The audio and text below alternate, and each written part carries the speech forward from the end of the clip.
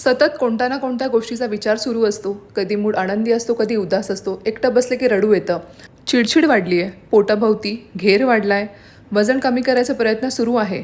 पण कोणतंही वर्कआउट केलं, डाएट फॉलो केलं तरीसुद्धा वजन कमी होत नाही. वजन काट्यावर वजन हे नेहमी सेम राहतं. केसही विरळ होत चालली, हेअरफॉल हा वाढत चाललाय.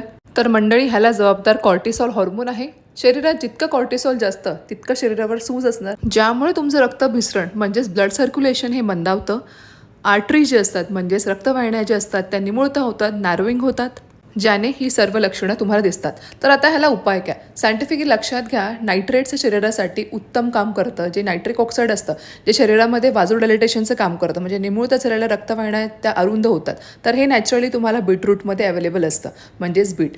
जेवढं तुम्ही बीटाचा समावेश तुमच्या जेवणात आहारात करता तेवढं त्याच्यामधून जे नायट्रेट्स असतात त्याचं रूपांतर नायट्रिक ऑक्साईडमध्ये होतं, जे रक्तामधला रक्तप्रवाह हा व्यवस्थित सुरळीत ठेवतो आणि मंद झालेला रक्तपुरवठा हा पुन्हा नॉर्मल यायला सुरुवात होते. तर तुमचं कॉर्टिसॉल जर का नॉर्मल आणायचं आहे तर आजच बीटरूटचं सेवन हे वाढवा. धन्यवाद.